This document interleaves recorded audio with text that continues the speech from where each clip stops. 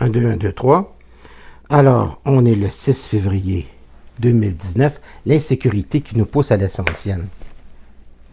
Alors, pour faire suite à une question, c'est à quoi ta question? La connexion que vous avez. La connexion. C'est intéressant. Est-ce qu'on a une connexion? Ça a l'air. Mais c'est pas réellement, à mon avis, nécessairement une connexion. Je vais te l'expliquer d'une autre manière. Tu ferais ça que ça va devenir très, très simple. On va éliminer ça une fois pour toutes, puis tu vas comprendre le paranormal. Tu vas avoir une... Je vais t'envoyer sur cette voie-là, puis tu t'arranges avec. OK? La matière est une idée. Elle n'a pas une existence réelle. Tu es assis plus sur une idée que sur un fauteuil solide. OK? La matière est un entendement qu'on s'est donné dans le monde pour dire, c'est une sorte de langage universel. D'accord? Qu'on s'est donné pour dire, voilà, c'est là-dessus qu'on vit. Mais il y a des maudits problèmes à un moment donné quand tu commences à regarder la physique quantique. Parce que le fait de dire qu'un objet est matériel, on pourrait dire que ce sont des matériaux. Maintenant, avant moi, il y a eu des gens, là, il y en a eu des penseurs, Emmanuel Kant par exemple, le doute méthodique aussi sur Descartes, qui faisait regarder par sa bonne, par la fenêtre pour dire, est-ce que tu vois la même chose que je vois? Comment est-ce qu'elle est? C'est quoi ta perception? Donc, la matière, c'est quelque chose de nouveau dans le monde. C'est très, très, très nouveau, ça, la matière dans le monde. Parce que c'est la première fois qu'on a une conception qu'il y a juste ça, la matière. Et ça a créé le marxisme-léninisme. Marx vient de ça. Ça a créé la société post-industrielle, et d'avoir cru que le monde était strictement un univers matériel ne donnait que de la merde. Puis en ce moment, on est au maximum avec ce qui se passe avec les banques. L'exploitation au maximum, ça vient de ça. La pollution vient de ça. Toutes les industries post-industrielles, là, vient de l'idée qu'il y a uniquement de la matière. Alors que c'est pas vrai. La matière, c'est une perception, c'est une manière de voir les choses, et on pourrait dire qu'il y a, la maison est là, oui, mais c'est des matériaux. C'est des matériaux. Quand tu commences à regarder la physique quantique, là, on est en 1900, puis même en 1800 tranquille, mais on va dire début de 1900, puis qu'on voit que l'atome dans un laboratoire, dans les particules, elle sait qu'elle est observée. Ça, c'est un autre genre d'expérience, mais qui relève la physique quantique. On s'est aperçu qu'il n'y a pas de même pattern quand on l'observe que quand on ne l'observe pas. Maintenant, il y a un moment donné qu'elle disparaît. Il y a un moment donné qu'on peut la retrouver à deux endroits en même temps. Elle se tourne à 30 km de là. Ensuite, tu sais, il y a beaucoup de choses à regarder. Tu regardes l'infini, tu te dis, Chris, c'est quoi cette affaire-là? Là, question d'avoir des doutes à un moment donné, parce qu'il y a des astrophysiciens qui l'ont, ce doute-là. Est-ce que cet univers-là est réel? Je ne suis pas le seul qui se pose cette question-là. Là. Moi, je vais aller à l'Université de Montréal, puis si je parle d'un gars comme Hubert Reeves, il est obligé de tenir compte aussi qu'il y a des gens qui pensent ça, puis il y a des astrophysiciens qui pensent ça. Et il y a même des astrophysiciens qui disent que ça se peut, ils sont allés jusque-là, que ce soit une sorte de montage d'ordinateur fait par des extraterrestres, hein, une sorte de monde holographique. Puis tu vas trouver ça dans les magazines scientifiques, pas piquer des verres. Alors, ça veut dire quoi dans l'ensemble? C'était quoi ta question? Est-ce que je suis une connexion? Je suis obligé de dire une connexion avec quoi? Si je fais exemption de la matière. Par contre, si tu fais exemption de la matière, la parapsychologie a ses lettres de noblesse. Parce qu'il n'y a plus de paranormal. Il y a simplement une science qui n'est pas complète, qui n'est pas complètement accessible à notre mental. Parce qu'on expérimente de l'infini. Donc, si je dis que je suis en contact avec mon inconscient, je le fais naître, mon inconscient, puis ça ne m'intéresse pas d'avoir un inconscient. Parce que si je dis que j'ai un inconscient, je me donne des excuses pour ne pas me révéler à moi dans son entièreté. Donc, c'est un piège. Chaque mot devient un piège. Ça devient même une religion. Les psychiatres qui guérissent, je faisais juste avoir ce flash-là avant-hier, c'est 90% d'échecs. Parce que les médecins, c'est de la matière. Mais il y a des guérisons miraculeuses. Frère André, moi, quand j'étais jeune, tout le monde en parlait, dans les années 50. Tout le monde en parlait pour les prodiges qu'il avait fait. Écoute une minute, là. Les gens qui étaient des universités, le Vatican demandait 3 expertises d'universités différentes pour savoir s'il y avait réellement un miracle avant de canoniser le frère André. Puis n'importe qui était canonisé pour des miracles. Il y a un autre aspect dont je tiens compte. Est-ce que l'Église catholique a payé les 3 universités? Je regarde, moi, toutes les possibilités. Mais ce que j'expérimente, dont je suis sûr, c'est moi. C'est-à-dire que la chose dont je ne peux pas douter, c'est ce que je vis. Donc, ce que je vis au niveau de la synchronicité. Donc, j'ai tendance à, je dirais pas faire confiance, mais je vis de la substance de l'infini. Dans la substance de l'infini, c'est de vous voir à une soirée de verglas ici, comme ça, là. Je vis dans un monde où le monde apparaît. Quand tu viens au monde, ça me pose cette question-là. Qu'est-ce qui apparaît en premier? C'est-tu le monde ou si c'est moi? Tu sais, parce que le monde, puis l'idée de son ancienneté, puis l'idée de son univers, vient de la perception que le monde m'a donnée. Alors, j'apparais dans le monde, mais le monde aussi apparaît dans le sillage de ta propre perception. Donc, percevoir, c'est créer. Mais pourquoi percevoir est-il créé le monde? Parce que justement, tu vas arranger ça selon l'agencement de ta propre matière. Conceptualiser le monde, l'interpréter, c'est le créer. Fait que pour moi, l'histoire de la femme battue par son 3e mari, tout s'explique. C'est clair, c'est limpide. Il y a des gens qui attirent continuellement des problèmes à eux, mais ils sont aussi fantastiques dans leur pouvoir que quelqu'un qui fait apparaître pour le mieux. Alors, on n'attire pas ce qu'on veut. J'élimine l'inconscient. On attire ce que l'on est dans sa totalité. C'est différent, là. Être implique la notion de l'inconscient. L'ego ne l'implique jamais, la notion de l'inconscient. Parce que l'ego, c'est tout ce qu'on veut, mais les pensées qui sont en arrière aussi se réalisent. Et si tu n'es pas capable d'accepter ton bonheur, bonne chance. Parce que c'est rough. Pourquoi? Parce que le monde autour n'accepte pas ça du bonheur. On n'a pas été éduqué dans la facilité. On a été éduqué que ça va être difficile. Puis premièrement, là, quand tu es heureux, penses-tu que les gens sont heureux? Voyons donc.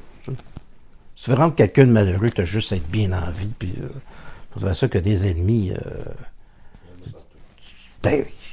Puis tu vas avoir beaucoup de faux amis.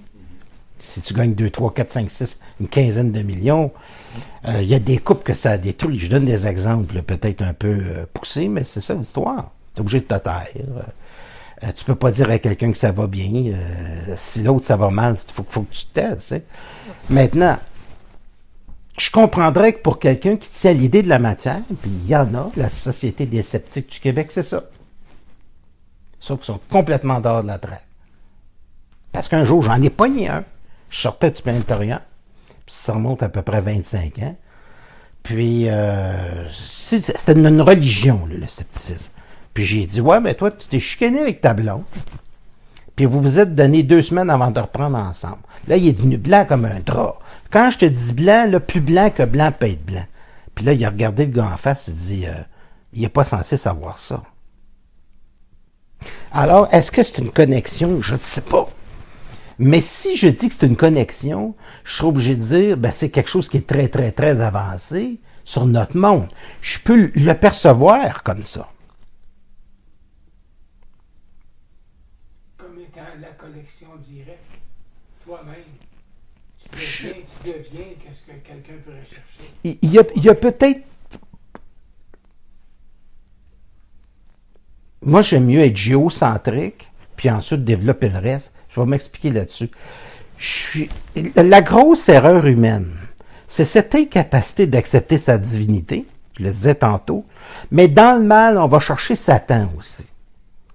Et donc, on n'est jamais... Le principe de ça, c'est que je me déresponsabilise. Donc, la marde, c'est pas de ma faute. Puis, j'ai gagné à la loterie. Oh, ben là, l'ego va dire, hey, je suis fin, hein? Hey, j'ai pris les bons numéros. Je n'avais-tu de l'intuition, tu sais? Mais ça fait l'affaire de dire on a un inconscient à quelque part. Ça fait l'affaire des psychologues, mais je tiens à dire que 90%, c'est de l'échec. C'est la faute de mon enfance. C'est la faute de ci, c'est la faute de ça. Que je mets dans le moment présent, c'est toujours la faute de l'ailleurs. L'être humain a l'amour du lointain. Pendant qu'on est loin, qu'on attend près des ovnis, une connexion, on n'est pas là. Et moi, je prends la responsabilité de cette totalité-là. J'ai eu du monde ici, et Gisèle en est témoin. Il y avait... je disais aux gens, j'ai dit, on va mettre... quelqu'un, là, vous allez dessiner de quoi dans la cuisine. Puis ensuite, tu arrives avec ton enveloppe fermée, puis on va essayer de savoir qu'est-ce qu'il y a dedans. Il y avait un couple qui était ici. C'est pas nécessairement que c'était un couple, que c'était extraordinaire dans le rapport. Là, au contraire. Mais il y en a qui arrivaient à deviner des choses là, à 90%. Est-ce que je raconte des histoires?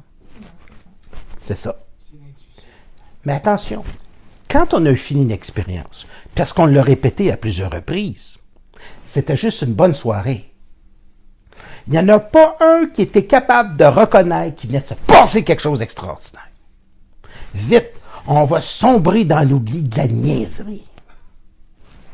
Ça a été pour moi phénoménal.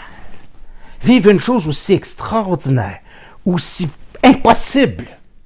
Puis ensuite, ben, tu fais semblant, là, tu parles de la neige là dehors, puis du verre là, puis tu dis des affaires, c'est de deviner. Mais on redevient con. Pourquoi? Parce que être con, c'est l'accommodement raisonnable qu'on a de besoin pour vivre en société.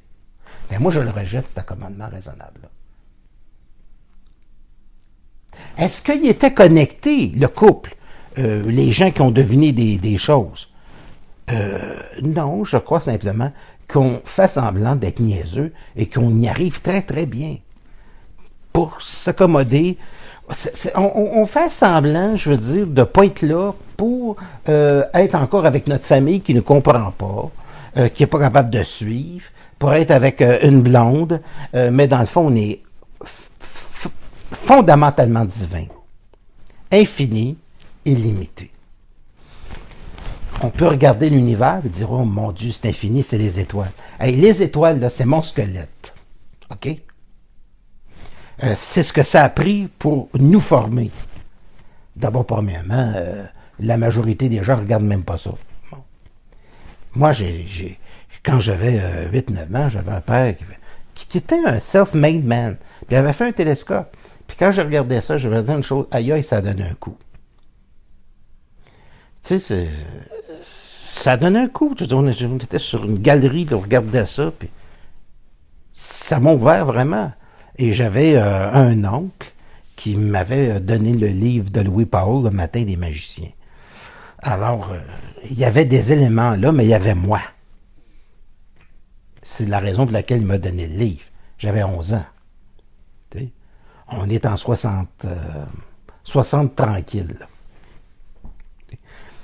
Alors, je crois que tous les êtres humains ont une propension à être divins.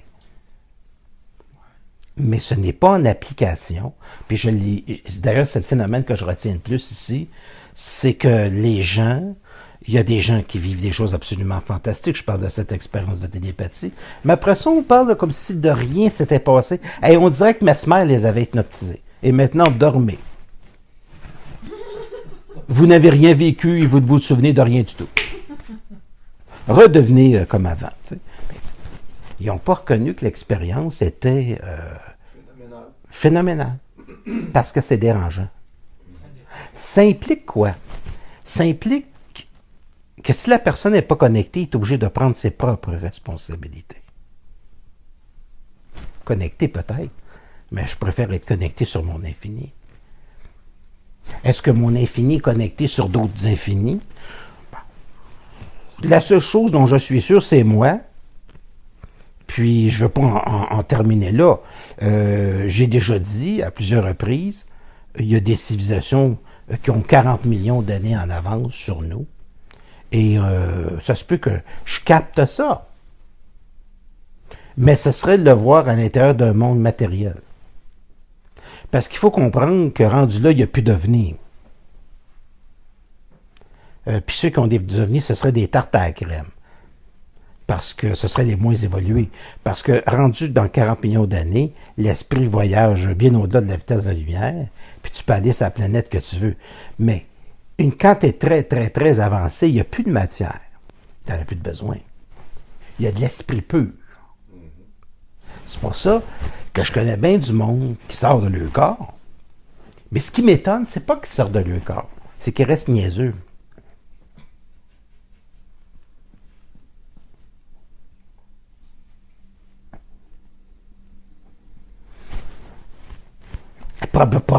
Des problèmes par-dessus la tête. Mais ils ne pognent pas le pouvoir. Ils ne prennent pas. Fait que c'est d'ailleurs ma rage. C'est d'avoir autant de monde avec un monde qui a un potentiel infini, puis du beau monde, avec un potentiel infini, puis on n'est pas rien que toutes sortes de maudits problèmes. Là, mais des problèmes. Là. Et quand je regarde en arrière de tout ça, je vois simplement une fantastique amour de la souffrance. J'irais jusque-là. Terrestre. Une souffrance terrestre. Oui, puis je suis sûr que les extraterrestres, ils en souffrent. Stephen McKellar, qui voit un ovni en juin 1967, il se fait brûler par le hublot. Stephen McKellar, on va classer le phénomène ovni au niveau du paranormal. D'ailleurs, c'est sa place, en passant. Il n'y a pas d'autre place. Plus on fait des recherches, plus on le place là maintenant. Beaucoup plus qu'au niveau des extraterrestres. Alors, on s'aperçoit, comme Jacques Vallée, qui est un des plus grands ufologues, il y a un lien entre le phénomène et l'individu qui l'observe. On a vu des créatures très étranges sans ovnis. On voit des ovnis qui apparaissent et qui disparaissent. On voit des phénomènes sans ovnis, avec des créatures étranges. On en a vu au Québec. Puis en veux-tu, en voilà, puis encore. Il y a des films sur des situations de poltergeist où les murs bougent seuls pendant qu'on est en train d'interviewer la femme en question, puis le mur, tard. Tu sais, on est immense. Mais vu qu'on vit dans une société matérialiste, de conception matérialiste, donc dans la survie, qu'est-ce qui est matière? Qu'est-ce qui maintient la vision de la matière? Le corps. Besoin de se vestir, besoin d'un toit, besoin de ci, besoin de manger, besoin de ça. Puis finalement, on se limite à ça. Puis on barre, là. Et si tu regardes le côté singe sophistiqué, ben avec de l'ego au bout, tu t'en sors pas. C'est celui qui flash le plus, puis celui qui a acheté la rue, celui qui a acheté la ville, celui qui a acheté le continent, puis c'est pas encore assez. J'ai entendu des choses sur des multimilliardaires. Les Rothschild, par exemple, c'est des gens qui ont des conflits de famille. Donc des conflits de continent. Ça finit plus. Alors, c'est ça la matière. Et je crois que ça a été une erreur philosophique qui devrait être corrigé dans le temps, parce que j'entends, si on me parle de la température de merde, pour moi, ce n'est pas une température de merde, pas parce que je sors pas souvent, c'est simplement que le monde a des idées de merde. Et que pour moi, le climat mondial, les volcans qui explosent, les trucs, autant le météore qu'il y a eu à Cuba la semaine passée, bon. Pour moi, tout ça, c'est la représentation des tensions sociales. C'est comme quand les tours du World Trade Center se sont effondrés à New York. C'était clair et net pour moi, depuis 1999, que c'était comme le gars qui est fatigué de vivre dans la ville. Et je me rappelle que David Bowie, 2 ans auparavant, avait fait un film à tourner à New York. Le vidéo est toujours sur YouTube. I'm Afraid of America. Puis il se promène dans les rues de New York. Puis c'est un gros trip de paranoïa, là, ça se peut pas, tu sais. I'm afraid of the world. I'm afraid of... Bon. Puis, vient se rajouter Fighting Club. Ben là, tiens-toi, ben là. Le film sort en 99 et tu vois, je pense que c'est à Chicago, tous les édifices s'effondrer comme ça. Et tu vois un psychopathe qui est en train de parler à son double, donc c'est Tom Cruise, puis je me souviens plus l'autre acteur qui est dedans. Tu vois tous les édifices s'effondrer comme ça. C'est comme si dans l'inconscient collectif, le gars, il est-tu connecté, le cinéaste? Non. C'est simplement qu'on est tous, d'une certaine manière, interreliés dans l'inconscient collectif. Pour avoir une information intuitive qui nous passe 100 pieds par-dessus la tête de l'ego, mais on a accès à l'information. À vrai dire, on a juste à ouvrir le commutateur, on a accès à toutes les informations. Bien avant que les phénomènes arrivent. Sais-tu quand est-ce qu'on s'en aperçoit pas? Quand on chicane avec sa blonde, quand on a toutes sortes de problèmes de survie, parce que on s'écoute pas. Le côté matériel de survie, malheureusement, prend toute la place. Pourquoi les gens n'ont plus le temps de vivre et qu'ils pensent que ça prend des millions pour vivre? C'est parce qu'ils sont pognés dans une job de survie difficile, occasionnée par les banques. Il y a juste un problème, là. Les banques. Ça commence là, ça finit là. Mais les banques sont construites à partir d'une idée de la matière et d'une idée de la souffrance, d'une idée expiatoire qu'il faut souffrir. Qu'est-ce que c'est que les banques? Notre crise de nouvelle religion, puis notre crucifix, je suis pas capable d'entendre une seule personne qui me dit qu'il ne roule pas avec ses cartes. Le parc auto, 90% de location. Oui, mais à un moment donné, là, sais-tu que c'est un karma, là, tu sais, là, je veux dire, à un moment donné, il faut que tu rembourses ça si tu ne peux plus le faire. Ben, qu'est-ce que tu fais? Ben, je travaille bien fort. Ben, c'est ça. Qu'est-ce qui arrive quand tu travailles bien fort? Ben, tu tombes malade. Tu n'as plus le temps de penser. À quelque part, je pense que c'est le but de ce système-là. C'est justement, c'est que les gens n'ont plus de temps à eux. Ensuite, tout le monde se multiplie comme si c'était la chose à faire. C'est juste un modèle. Le chat, putain. Est-ce que... Merci, parce qu'il faut que je défasse le microphone et patati et patata. En espérant qu'il n'a pas laissé un dépôt très matériel quelque part d'autre. Merci. Sais-tu que je t'avais oublié, toi? Alors, le monde est une idée matérielle, assaisonnée de culpabilité, d'expiation. C'est une sorte, c'est comme si on avait acheté l'idée qu'on est fait pour souffrir. Puis c'est pas l'Église catholique qui amène ça. Même les Mayas l'avaient très bien. Les Amérindiens l'avaient. Ils se faisaient saigner en s'accrochant par la peau. Donc, c'est fondamentalement quelque chose qui fait partie du maudit inconscient, qui doit se révéler à un moment donné à l'être humain pour dire « OK, c'est assez ». Parce que tant qu'on reste plugué à l'inconscient, c'est beau. Je connais des gens qui prennent des drogues et qui vont passer des 24 heures avec des fins de semaine chez les Amérindiens. Hein? Et puis, oui, OK, je ne dis pas qu'il n'y a pas du paranormal. Il y en a à tonnes. Il y en a à tonnes du paranormal. Mais ce paranormal-là, pour moi, il n'est pas complet. Parce qu'il est dans une forme, c'est comme la même chose que les gens qui devinent dans les enveloppes, puis qu'ensuite on fait semblant qu'il n'y a plus rien qui s'est passé. C'est pas complet. Donc, ça prend quoi? Qu'est-ce qui manque au monde? Une vision globale, à 360 degrés. Une vision globale capable de faire en sorte que si tu es dans un avion, tu t'en vas aux Indes, tu es capable de voir de quoi sans monter dedans. Tu montes dans rien parce que tu t'appartiens à 100%. Et peu importe l'information que je vous donne, celle que vous aurez ailleurs, tu l'analyses. Tu prends ce qui fait ton affaire.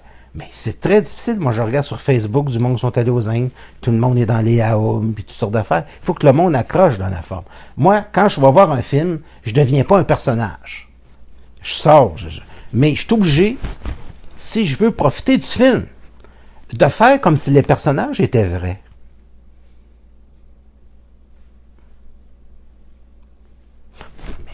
Mais à un moment donné, il faut que tu sortes de la salle du cinéma. Il faut se réveiller de son coma. Sortir de la salle du cinéma. Sortir de la matière. Sortir de l'idée que la matière est la seule chose qui existe. Comme ça, l'ego ne se sentira pas menacé. Il pourra toujours tomber dedans s'il vit trop d'affaires.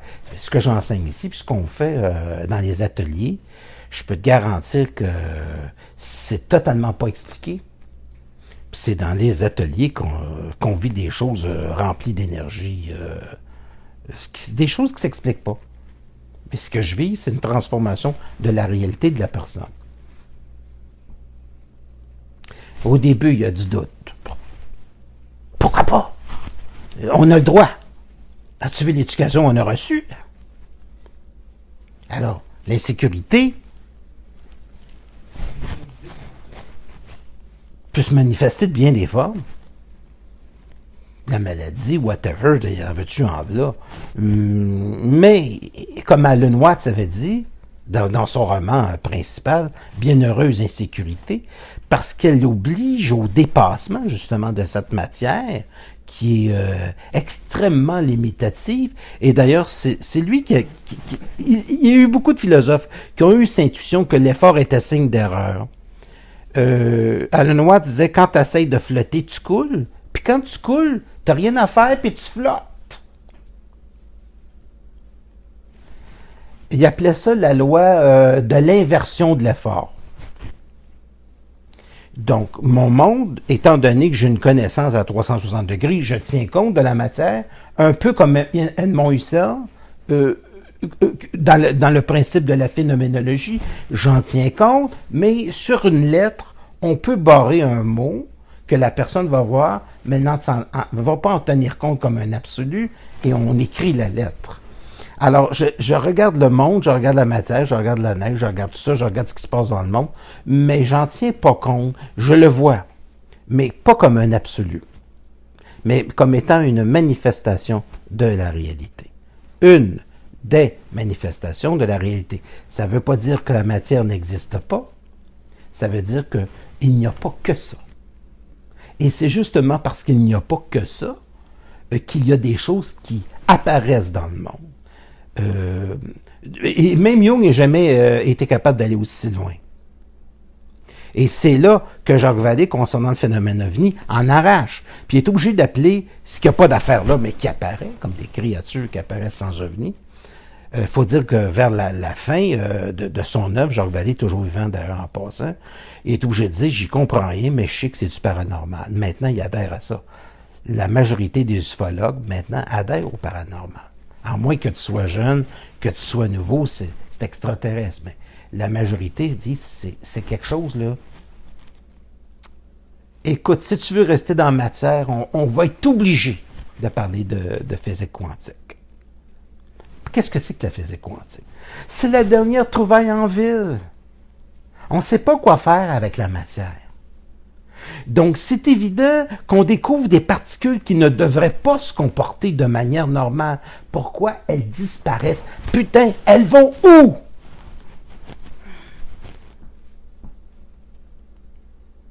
Là, on arrive avec l'énergie noire de l'univers qui est là à 90%. Puis je suis entouré de philosophes, puis j'avais dit ça il y a une vingtaine d'années. Hey, ce maudite énergie noire qu'on ne comprend pas, j'ai dit ça pourrait être même l'inconscient de l'univers. Et on retient ça. Pourquoi l'univers aurait-il un inconscient? Bien, c'est parce qu'on est totalement inconscient. Donc, la projection et l'idée qu'on se fait de l'univers contient en elle-même son inconscience. Putain, si on dit que ça a de l'allure. Alors, tu as eu tout de suite pas mal de philosophes qui ont commencé à la noter, celle-là. Moi, je note rien. Je suis généreux, je donne beaucoup, c'était au passage. C'est ça, ce sont des idées.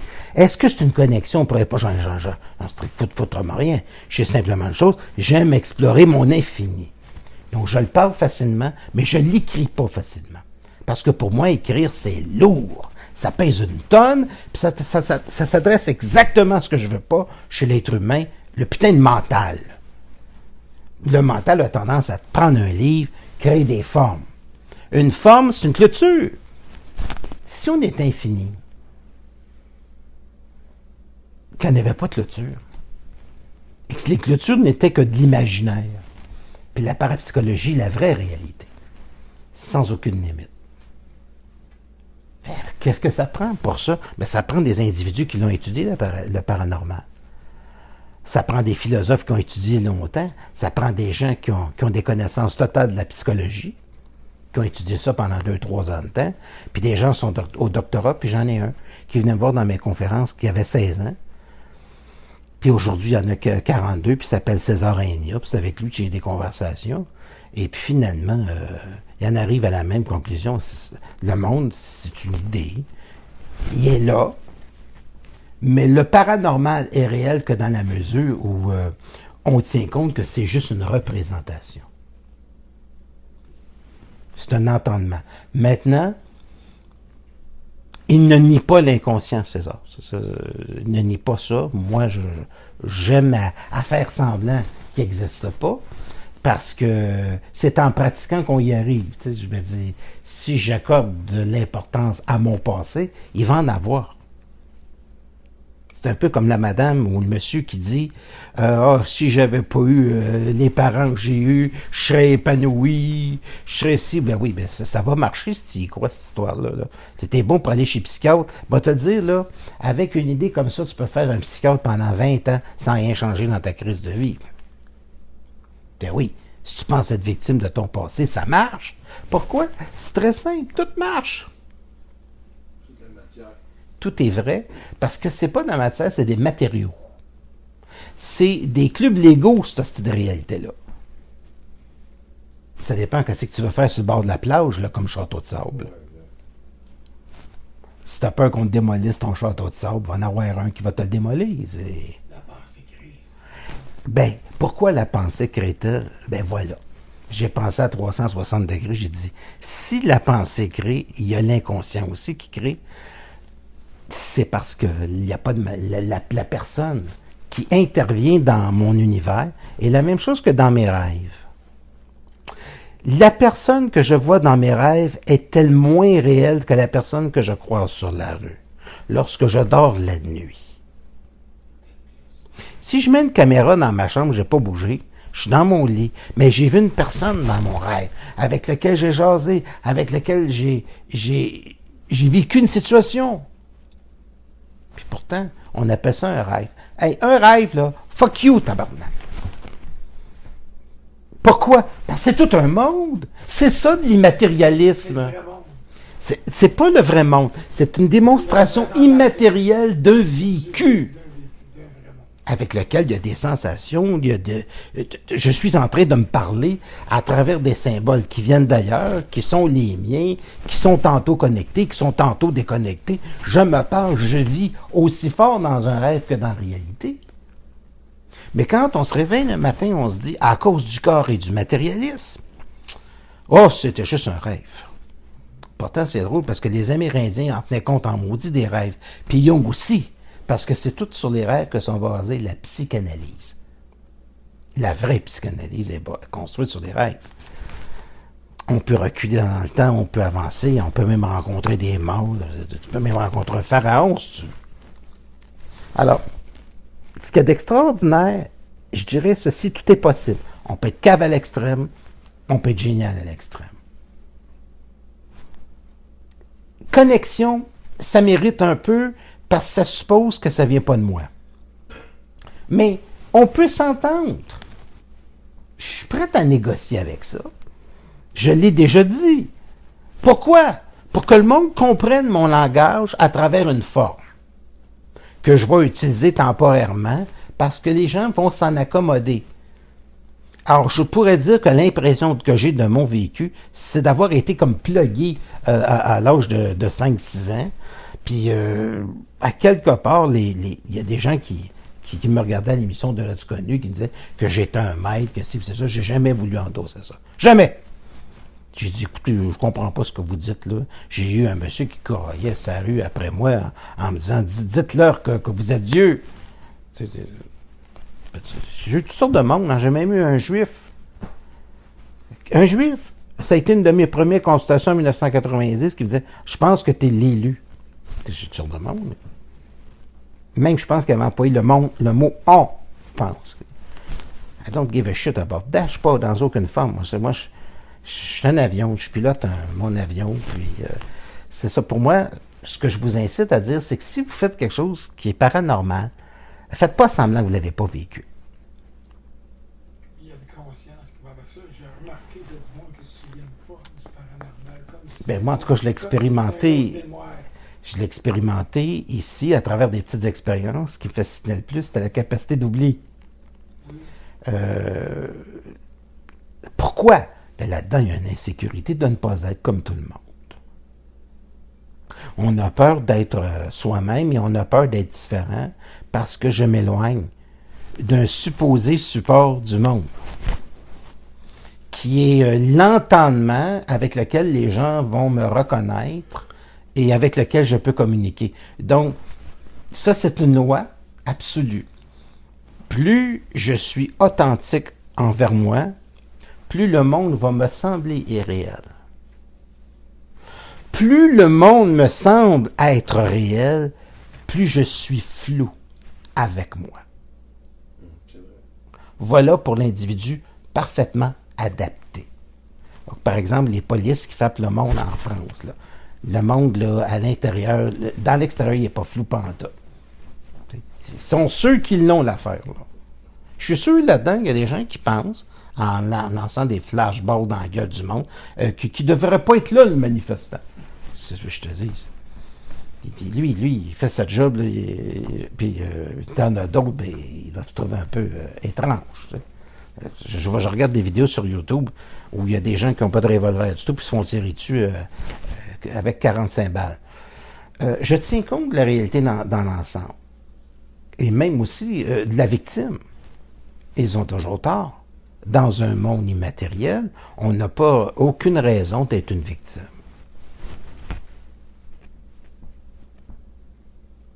Puisque l'élément agressant est également constitué. Oui. Il n'y a comme pas d'échappatoire. La totalité est constituée. La totalité est constituée. Est-ce l'objet d'une crainte ancienne? Peut-être. Mais j'aime à prendre mes responsabilités jusque-là. Oui. Alors, je dirais de l'insécurité qu'elle est quand même un accommodement raisonnable et qu'elle aussi, elle peut être une captation de l'environnement. Autrement dit, on reçoit le monde. C'est pour ça qu'il faut s'entourer très bien. Très bien, sais-tu que c'est pas facile? Mais en ce moment, tu vois, j'y arrive avec une très bonne facilité. Qu'est-ce que j'ai autour de moi? Quand je regarde le phénomène, ben, c'est des gens qui m'autorisent à dire réellement ce que je suis, ce que j'expérimente, ce que je pense. Il y a quelqu'un qui, vu de l'extérieur, pourrait dire « Ah, il est chanceux. » Je suis. C'est créé. C'est une conséquence là,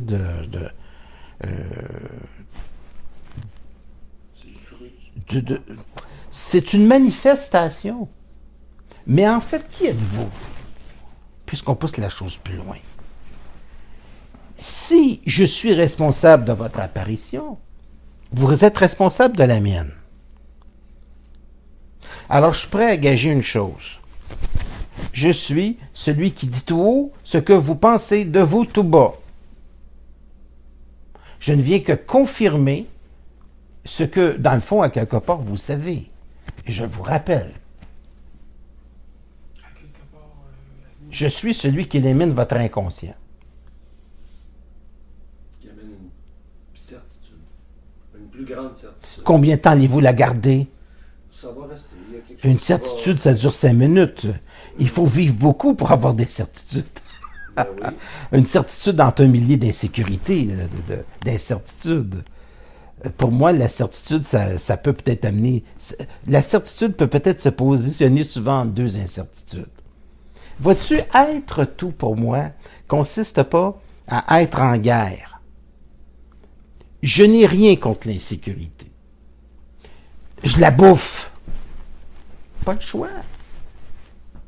Autrement dit, ce que je dis dans mon titre, c'est qu'on peut se nourrir même du mal en soi pour se dépasser.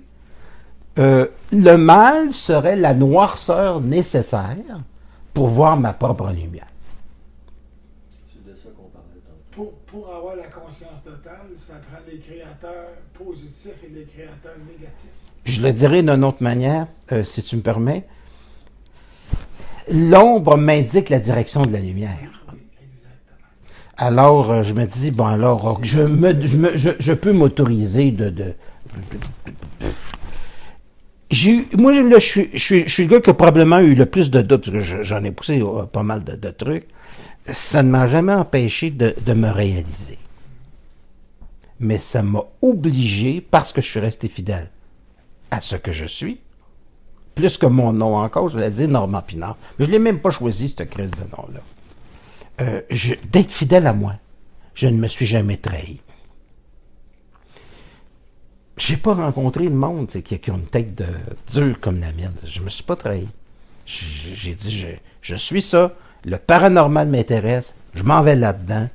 Puis, quand j'allais voir le capitaine Bonhomme, je l'ai vu 3 fois. J'allais voir comment fonctionnait la caméra. Le capitaine Bonhomme, là, j'en avais rien à cirer. Je me rappelle, c'était Saru Alexandre de Sèvres.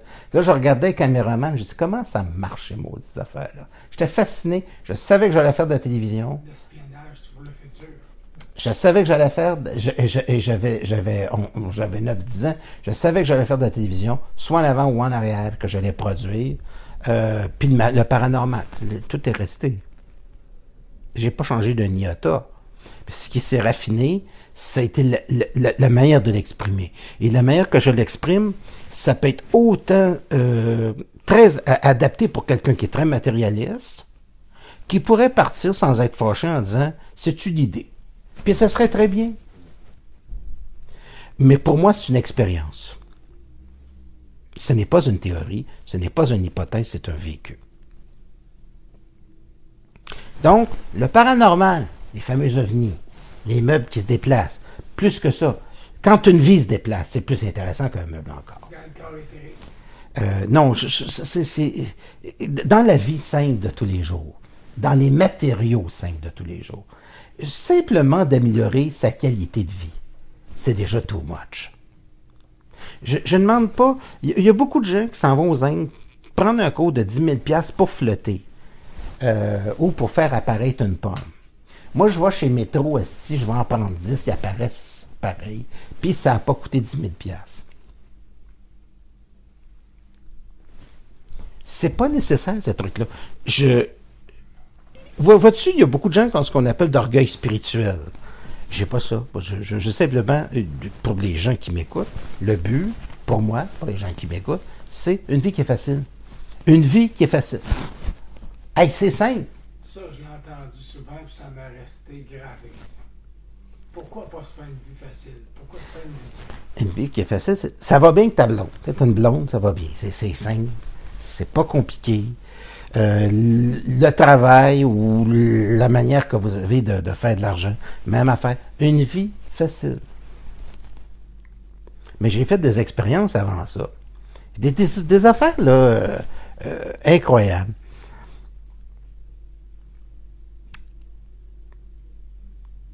Je me rappelle d'une époque où j'avais acheté une voiture, puis j'y accordais beaucoup d'importance. C'était mon côté cave.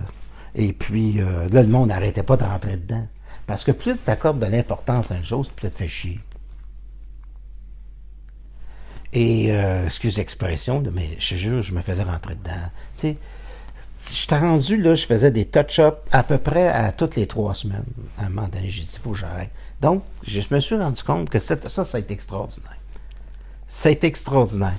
Parce que je provoquais l'événement. Puis le type, les différentes personnes, je les j'appelais. Là, on est au cœur de la magie. Donc, ce qui est vrai pour le fantastique, on pense que la magie n'attire que le bien. Eh bien non. Tous les gens font de la magie, donc dose colossale de paranormal, puis il y a des gens qui arrivent à se faire une vie d'enfer. Mais voilà, la vie d'enfer n'existe pas dans l'univers. C'est pas mal harmonisé. Attention, c'est excessivement violent. Tu as des explosions, vous savez lesquelles, vous avez vu des documentaires, écoute, c'est inimaginable. Voilà ce qui est extraordinaire dans ce monde. C'est le mot que j'aime le plus. C'est inimaginable. Ça dépasse l'entendement du mental. Pour moi, le mental, la problématique du mental, c'est comme faire passer l'infini dans le trou d'une aiguille, en se disant, on ne comprendra jamais cet univers-là. Parce que la caractéristique de l'infini, c'est de ne jamais se faire comprendre.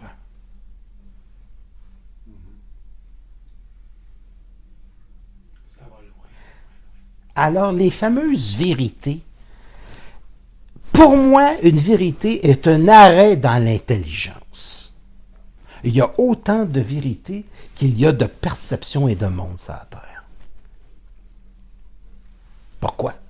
Parce que tous les gens dans leur coin ont raison de faire... parce que quand ils vivent des choses qui font apparaître, ils ont raison. Et c'est une réalité. On fait apparaître le monde. On le construit, on le constitue. Et je dis ceci, on aura beau dire cette neige merdique, mais pour un enfant, c'est une merveille. Donc, une idée ou une vision à 360 degrés, c'est tenir compte qu'il n'y a pas de vérité absolue. Il y a des perceptions absolues. Et c'est probablement pour cette raison que je suis un contemplatif, parce que pour moi, j'observe la beauté, la laideur aussi, je la vois beaucoup sur YouTube. Toute l'idée de la matière a été en fait une tentative de se ramener en se débarrassant du paranormal et de Dieu, en disant que ce n'était que de la fumisterie, chasser la nature, pas série, là. Quel type d'établissement recherchez-vous? Aucun, justement. Alors, Je ne suis pas sûr de comprendre. t'es pas seul. Alors, faut être intuitif. L'intelligence artificielle est d'une stupidité flagrante. Ça ne sera jamais la vraie intelligence, parce que l'intelligence artificielle n'est pas métaphysique. Elle tient compte simplement du mental. Donc, je dirais ceci. Le mental a son importance. Il est capital. Il nous a donné une science extraordinaire et j'en tiens compte. Je crois que l'être humain doit continuer à analyser le réel. Mais il doit accepter qu'il ne le comprendra pas dans sa totalité. Il peut en avoir l'intuition, d'où vient le mot fantastique, connecté si on veut. Et c'est une perception que j'accepte. Mais est-ce que c'est une perception réelle? J'en ai aucune espèce d'idée. L'important, c'est que ce soit dit ici quelque chose d'intelligent, d'intelligible, dont vous allez retenir quelques mots, puis que vous allez probablement oublier, puis que vous allez vivre, sauf que vous allez vous rappeler de ceci. Quand vous allez vivre des choses un peu spéciales, vous pourriez vous rappeler que vous êtes infini, puis vous pourriez vous rappeler que vous êtes causal. Donc, il n'y a peut-être pas juste des hasards, et la raison pour laquelle il n'y a peut-être pas juste des hasards, peut-être qu'on est le maître des apparitions. J'aime à penser cette chose-là. Oui. Elle pourrait ne pas être réelle dans son absolu. Mais j'aime à le penser. Pourquoi? Parce que j'aime tellement penser de cette manière-là que c'est le meilleur moyen de l'avoir, le contrôle. Prendre ma responsabilité dans la totalité. Peut-être que Satan est un personnage réel. Mais je lui accorderai pas trop d'importance. Parce qu'il va se promener tout seul dans ma chambre. Il va faire comme le char, il va faire apparaître la cause. Comprends-tu? Il y a des gens qui ont vu Satan. Puis je rencontre des gens qui ont vu le Christ. Puis c'est des gens qui vivent... tu vas aux Indes, là, puis il y a des gens qui font apparaître des choses extraordinaires. Les soldats anglais, quand ils sont arrivés aux Indes, il y en a une couple qui sont devenus fous. Tu sais, des cordes qui montaient, puis ils en ont vu des affaires. Mais, pour moi, le plus grand miracle dans tout ça, c'est, avez-vous une vie qui est simple? Est-ce que c'est fun? Plaisant? Est-ce que votre corps est en santé? Parce que c'est déjà beaucoup. Ça veut dire que, ici, se défaire de la culpabilité du monde.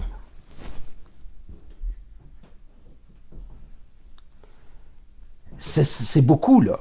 Parce que quand tu te promènes, tu vas juste dans un restaurant, devant juste les gens, parler de leurs problèmes.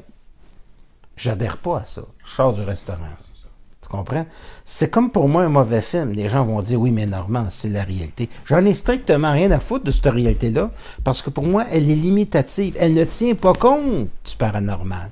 Elle ne tient pas compte d'une conscience à 360 degrés. Elle est la conséquence d'une vision strictement matérielle. Objectif. Et justement, elle n'est pas objective. Si elle était objective, elle tiendrait compte d'une conscience à 360 degrés. Elle voit qu'une partie de la réalité. C'est ça son drame. Et en plus, c'est toute la coloration de la mémoire, de la culpabilité, de toutes sortes de problèmes, finalement, qui fait que on est 90% composé d'une éducation qui ne nous appartient même pas. Et on doit s'en débarrasser graduellement pour être ce que j'appelle dans la sérénité. C'est déjà beaucoup. Gainsbourg avait écrit quelque chose d'extraordinaire juste en quelques phrases. Ne pas penser à vous, c'est déjà beaucoup. Ne pas penser du tout, c'est absolument tout. J'ai beaucoup aimé cette phrase-là. Ça veut dire que dans ta peine d'amour, quand tu penses à la fille qui t'a laissé, ta vie est détruite. Et que le soulagement, c'est quand tu n'y penses pas, au moins en s'approchant de lui, il y a comme une espèce de repos. Puis quand tu y arrives au bout d'un certain temps, ne plus y penser du tout, c'est déjà beaucoup. Je sentais par Françoise Hardy, puis j'ai dit, oh, ça c'est quelque chose, là. Juste au niveau de l'ego. Mais c'est quelque chose, ça. Ne pas penser à vous, c'est déjà beaucoup. T'sais, tellement que la souffrance est grande. Alors, tellement que penser est limitatif. Comment peut-on arriver à penser à l'infini? C'est un mot de Robindo qui a été pris par Bernard de Montréal. Bernard de Montréal, un être extraordinairement intuitif. Mais il y a eu des conférences de merde. Et puis il y a eu des conférences extrêmement intuitives. Mais,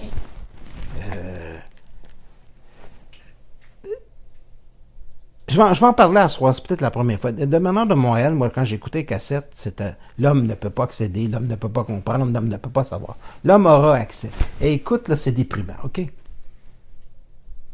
Parce que ça laissait supposer que lui, il avait l'affaire. Je dis pas que... Tu sais, je jetterai pas le bébé... Dans aucune circonstance, je vais jeter le bébé avec l'eau du bain. Dans ma vie, c'est pas mon genre, pour n'importe quel genre de situation, puisque toutes les perceptions du monde sont réelles et sont valables. Donc, pour moi, il n'y a pas personne dans l'erreur. Tout le monde est en cheminement. Sauf que j'en prends et j'en laisse. Parce que si je commence à me dire l'homme ne peut comprendra, l'homme ne peut pas, l'homme n'a pas accès, l'homme. Oui, c'est vrai pour beaucoup de monde, mais moi j'ai accès. Ouais, c'est ça. Tu comprends? Je sais pas tout le monde. Et je rentre pas dans les formes. Fait que ça, c'est une forme. Si je m'en vais aux Indes, le grand pouvoir, d'ailleurs, la chose que je trouvais très intéressante chez Bernard, c'est ne pas adhérer aux formes, mais lui-même a été la forme. Puis tout ce qu'il pouvait dire, c'est croyez-moi pas. Ben oui, croyez-moi pas. Ne n'empêche qu'il y a encore une gang de monde pogné dessus aujourd'hui. Les Français qui sont tellement vulnérables, les pauvres petits, ils viennent de le découvrir. Donc, on a eu la chance au Québec, je pense, puis je fais partie de cette gang-là, d'avoir eu des conférenciers assez connectés, pour employer ton expression. J'en ai entendu, mais il fallait être capable, parce que je suis allé l'écouter une couple de fois, ce gars-là, il fallait être capable de ne pas entrer dans le jeu. Ça veut dire rester tout à fait soi-même. Parce que moi, je ne pouvais pas croire. Moi, il faut que j'expérimente pour dire, OK, il y a quelque chose là. Puis quand j'expérimente puis que je dis, il y a quelque chose là, ben tabarnouche, je remets ça encore en question. Parce que je vais être sûr d'être sûr, d'être sûr, d'être sûr, d'être sûr. Mais ça ne s'arrête pas là. Parce qu'une fois que tu es sûr d'être sûr, d'être sûr, d'être sûr, il y en a encore une autre maudite porte. Donc, je m'aperçois qu'on vit dans une espèce de monde. Tu ouvres des portes, tu ouvres des portes, tu ouvres des portes, tu ouvres des portes. L'infini, ça, il faut l'accepter, ne se laissera jamais saisir. Les astrophysiciens le savent, les gens qui font de la physique quantique le savent, puis on devrait le savoir, nous autres, dans la pensée. L'infini ne se laisse pas saisir. Et quand Bernard dit qu'un jour, on devra expliquer tout, on ne pourra pas. C'est tout. Puis il faut s'arranger avec ça. Parce qu'une des caractéristiques de l'être humain, c'est son infinité. Mais comment l'infinité peut coexister en expliquant une finitude? Ah ben, on est infini ou bien non, c'est une finitude? Alors pour moi, il n'y a pas une vérité. Il y en a plusieurs. Celle de celui qui observe et qui va construire les phénomènes. Est-ce que c'est simple, ça? C'est compréhensible. Et j'ai vu des gens, j'en ai vu des puissants, des gens qui réussissaient à vivre dans leur sérénité. Et à malgré tout, à travers leur œuvre, à jamais manquer d'une maudite scène. J'ai vu des miracles. Et je me suis dit, ce qui m'aide, ça, quand je vois des gens comme ça, j'ai long l'affaire. Moi, quand j'ai vu Verdun, la première idée qui m'est venue, j'ai dit, vous devriez arrêter de fumer. Mais penses-tu que j'allais dire ça? Tabarnak m'aurait passé à travers la porte. Ça fait un égo, 5 portes de garage. Mais, je nie pas sa foudre. Comprends-tu l'affaire? T'avais l'impression de parler avec un Hitler. Puis il y a eu beaucoup de reconnaissance pour moi parce que tout le monde se demandait c'était quoi le rapport qu'on avait entre nous deux. C'était, je vais le dire dans cette forme-là, c'est une forme, on était tous les deux en contact avec, et on l'est encore d'une certaine manière, avec l'infini. Puis d'une certaine manière, je me rappelle que les caméramans, que le réalisateur capotait, je ne sais pas ce que je vais dire, allume la caméra, on verra. Et c'était difficile pour moi de préparer une ou deux, trois questions, parce que pour moi, écrire, c'était plate. Fait que je lui donnais ça. Mais ensuite, je laisse passer l'infini. Et au fur et à mesure où les questions apparaissent, où la soirée passe, je reconnais ce que j'ai entendu, mais je ne m'attache à aucune des personnes. De toute manière, tous ces grands êtres avaient des égos très désagréables. Impossible à vivre. C'était tout du monde impossible à vivre.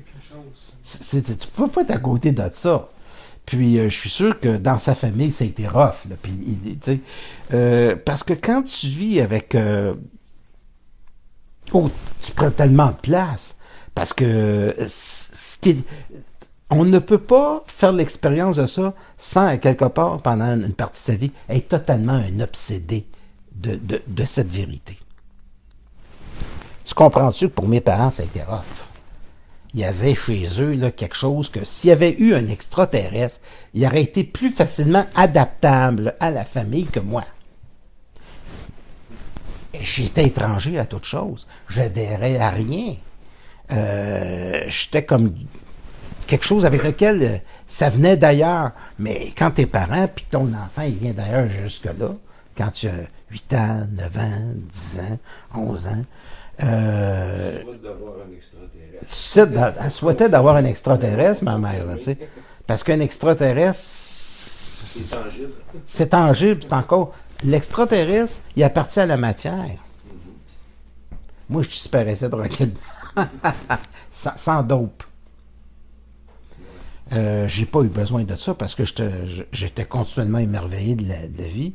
Un peu, je pense, comme Saint François, même si je ne l'ai pas connu à travers les écrits de Saint François. Mais il ne faut pas oublier quand même, je n'ai pas lu beaucoup parce que je n'ai jamais voulu avoir aucune influence.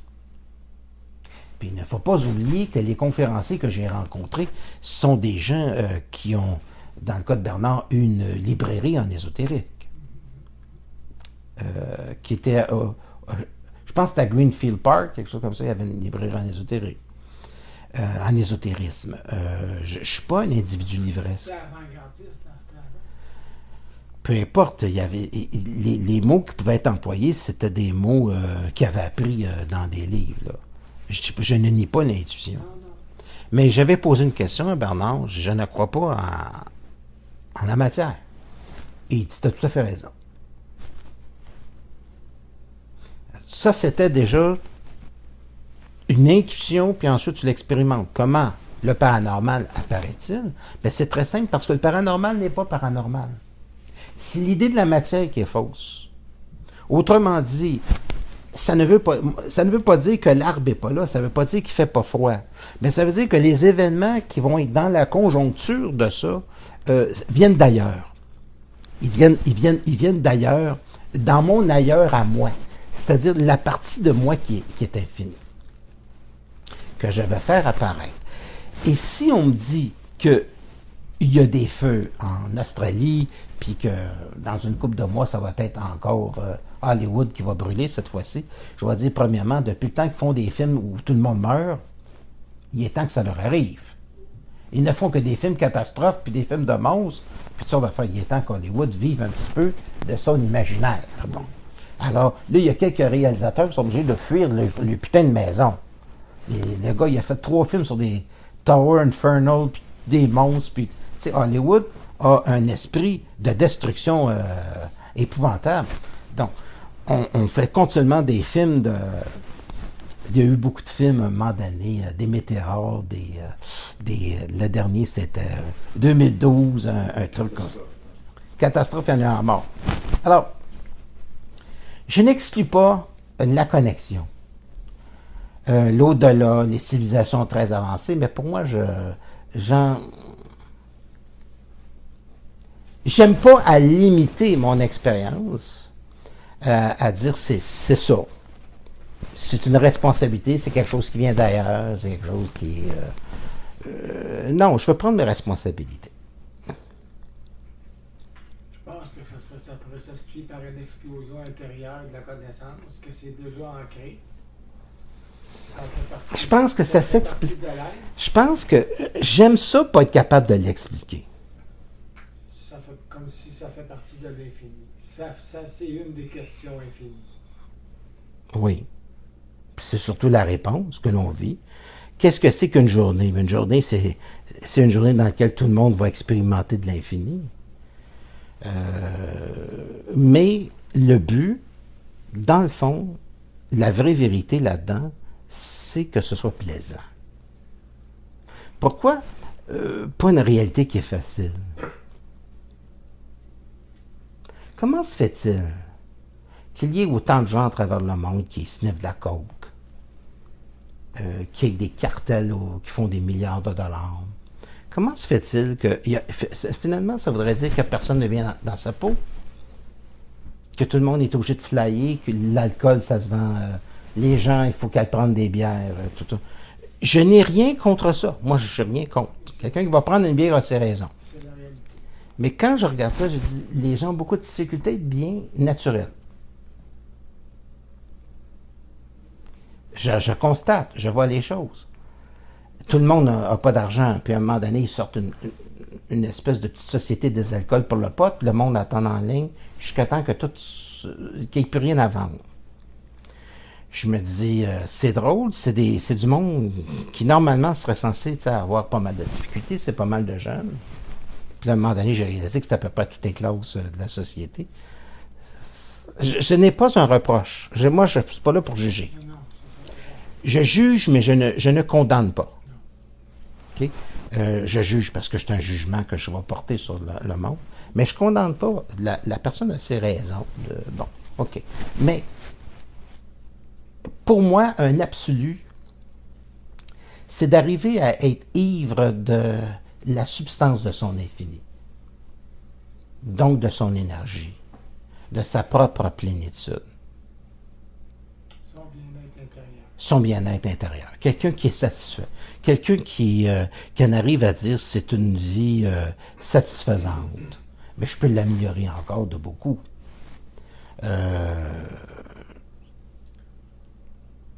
Mais c'est comme ces gens qui expérimentent le paranormal, mais au bout de 2 minutes, il n'y a plus rien.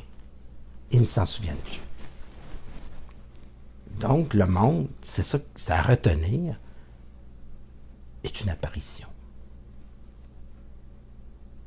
J'apparais dans le monde, pas quand je viens au monde, graduellement. À 1 an, on ne sait pas qu'on vient au monde. Là. Et à un moment donné, graduellement, on est une apparition dans le monde. Et le monde apparaît. L'idée qu'on se fait du monde. Et en même temps que j'apparais, le monde apparaît à travers une interprétation. Bien, évidemment, il y a des gens qui sont insatisfaits qui vont dire « Oui, mais quelle a été ma vie d'avant? » Puis moi, je vais leur dire « Quelle est votre vie maintenant? » Parce qu'elle fait peut-être déjà pas mal dur. Cette espèce d'amour du lointain, je ne l'aime pas, parce que si la personne était totalement là, elle verrait, à travers le phénomène de la parapsychologie, que sa vie est extraordinaire. Et qu'elle n'a pas besoin de savoir quelle est Cléopâtre. Le problème avec Cléopâtre, chez les gens qui ont fait de la régression, il y en a 3-4 millions de Cléopâtre. Laquelle? C'est pour ça que je ne crois pas à la régression, parce qu'en hypnose, tu peux introduire une idée de quelqu'un qui dit que j'ai vu des extraterrestres. Jamais on utilise l'hypnose. Puis si on l'utilise, on est à peu près sûr que c'est parce qu'on va inculquer une idée à quelqu'un. Alors, quand on apparaît dans le monde apparaît et on lui fait jouer un rôle à ce monde-là. Si je suis bien, je crois que les gens vont le ressentir. Qu'est-ce que le monde?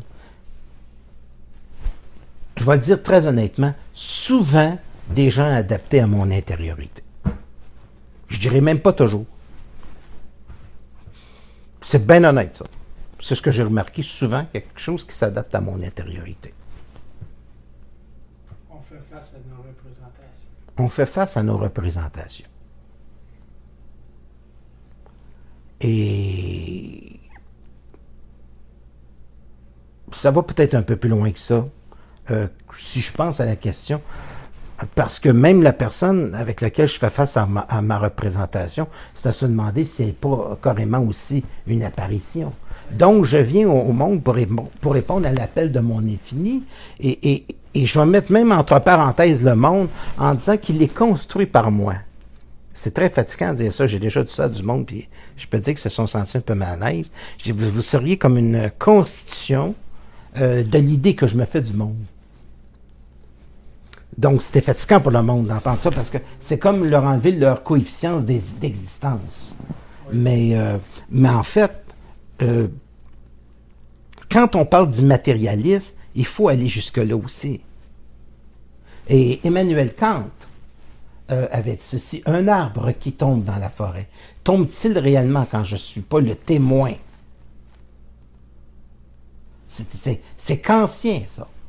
Et donc, je n'apporte pas ça, là. C'est de la philosophie allemande. Puis Husserl qui a écrit 4 gros tomes sur la phénoménologie que j'ai jamais voulu lire. parce que j'aime pas lire. Moi, je disais plutôt aux philosophes, je dis, c'est quoi le résumé? Alors, pour moi, la matière, c'est clair et net que c'est une idée et que l'état du monde est paranormal. C'est-à-dire que seul le miracle est possible et que nous vivons au cœur du miracle continuellement. Mais si les gens ont une perception de la réalité uniquement matérielle, ça va très bien fonctionner dans ce sens-là. Et ils seront tous d'accord pour dire qu'un arrache bien gros à vivre leur vie dans toutes sortes de difficultés. Puis je vais être bien d'accord avec ça parce que ils ont raison, là. C'est-à-dire que c'est réel. Quelqu'un qui en arrache, qui sont mariés, qui ont des enfants, je ne peux pas arriver puis déranger ça. S'ils ne me demandent pas qu'est-ce que je pense d'eux. J'ai pas d'affaire à toucher à ça. Parce que quelqu'un qui s'est marié, qui a eu des enfants, ben, il est peut-être bien heureux d'avoir eu ses enfants. Je n'ai pas à intervenir dans ce processus-là. Moi, je vais intervenir si on me demande l'autorisation. Puis j'avoue que je me suis posé des questions de conscience quand j'ai réalisé Au-delà du connu, puis la science de l'être. Mais je me suis dit, quelqu'un qui me trouve que je suis fou, anyway, il va changer de poste. Fait que ceux qui vont rester, c'est parce que ça leur apporte quelque chose. Puis pour les autres, je suis capoté, donc ils changent de poste. C'est pas plus grave que ça. Donc, je me suis dit, OK, ils ont des fusibles. Ils vont aller jusqu'où ils peuvent en prendre. Est-ce que ça répond un peu à ta question? Ben oui. Parce que c'est rare qu'on me pose des questions. Je n'ai pas ça. Tu m'en posais à la Casagré quand tu venais. Et donc, pour moi, l'incertitude est une ombre. C'est une ombre dans laquelle on peut se nourrir pour se dépasser. L'incertitude est toujours c'est toujours dans le fumier que poussent les plus beaux trucs. Ça sent mal. S'il y a de la lumière, il y a de l'ombre. Je suis à la fois Dr. Jekyll puis Mr. Hyde. Quelqu'un qui m'aime trop va être déçu, parce qu'il pourrait voir en moi aussi un individu qui ne correspond pas à ses idées. Il pourrait voir un monstre. Puis j'ai dit, tu vas avoir tout à fait raison. Je regarde mon chat comme étant une créature infinie, donc je ne sais pas quel nom y trouver. J'ai appelé bébé Chacha, à un moment donné c'était Dracula. J'ai trouvé ça en nom, mais il est infini. Mais le monde, pour moi, est infini. C'est un challenge continuel. Mais si je rencontre le monde ordinaire, je ne vais pas tenir un discours comme ça. Je vais dire comment est-ce que c'était aujourd'hui. Il fait beau. Tu ne peux pas aller plus loin. Tu ne vas pas plus loin que l'autorisation. À moins qu'on te pose la question, tu t'intéresses à ça. Donc, là, le paranormal, c'est là où je suis content de moi. On peut l'expliquer. Parce que si la matière n'est plus un absolu, c'est que justement la vision qu'on se fait ou l'idée qu'on se fait de la matière est extrêmement, de notre monde, là, est extrêmement limitée. Est-ce que la physique quantique et le comportement des particules qu'on a expérimenté en 1911 ne serait pas la réponse de l'inconfort de la matière?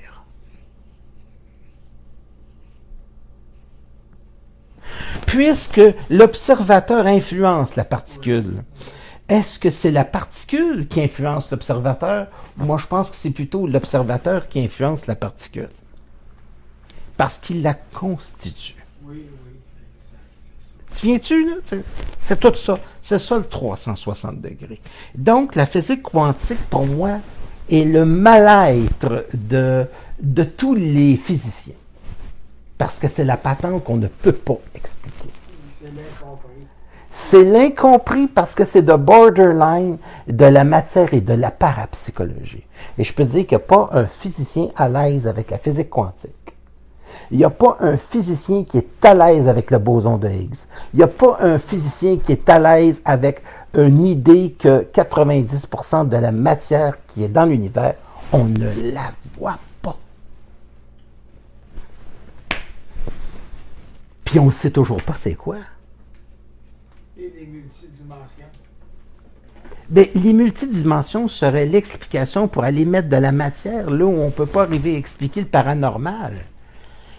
Alors, qu'est-ce que c'est que cet univers-là? On pourrait-tu dire qu'il est constitué comme un entendement collectif pour dire voici une idée que nous nous faisons de l'infini en attendant de le comprendre. Mais pour le comprendre, il faut être infini. Quand est-ce que ça va prendre toute son intelligibilité? Mais quand ça va être intelligent, c'est-à-dire analysé à travers une conscience capable d'absorber un principe d'infinité. C'est infini.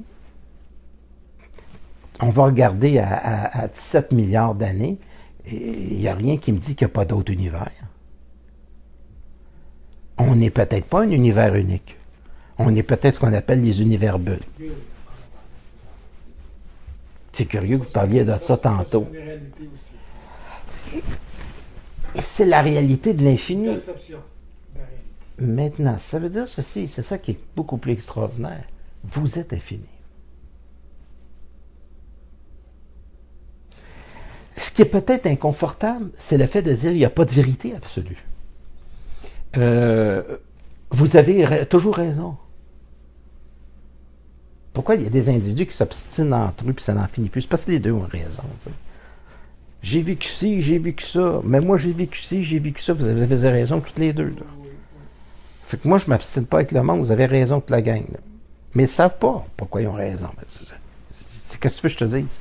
Moi, l'obstination avec le monde, c'est terminé, cette histoire-là. Tout le monde a raison. Le cave, le plus cave sur la terre, il a raison. Là, comment je pourrais dire? Quelqu'un qui il monte sa voiture sur un jack, puis c'est mal fait, tu dis, ça va y tomber dessus. Tu le sais, mais je ne vais pas y dire au cas où ma pensée pourrait provoquer l'événement. Mais encore là, il faudrait qu'il concentre. Quelqu'un d'intelligent va se dire, oh, j'ai pas placé ça comme il faut, je m'enlève en dessous de la voiture, puis vlang! C'est arrivé à un de mes amis qui m'a raconté cette histoire-là. Il dit, je suis sorti parce que j'ai trouvé peut-être que ça pouvait tomber. Puis là, ça a tombé. Et s'il était resté là, il serait mort. Il a fumé une cigarette comme ça, là. C'est une petite expérience, ça, là. That's it. Qu'est-ce qu'il fait? Il s'est écouté. Mais qu'est-ce que c'est que soi? Ben, ça a rapport avec l'inconscient. Ça a rapport avec la partie cachée de nous. On pourrait dire qu'on est comme la Lune. Une partie qu'on voit, puis une partie qu'on ne voit jamais. Donc, la Lune, c'est 2 fois l'inconscient. On représente la Lune dans les rêves comme étant un principe féminin de l'inconscience. Pas que la femme est inconsciente, mais c'est le principe féminin et de l'inconscient. Mais elle a aussi une face cachée qu'on ne voit jamais. C'est extraordinaire. Comme la femme. Comme le monde. Comme le monde. Et comme le monde. Comme le monde.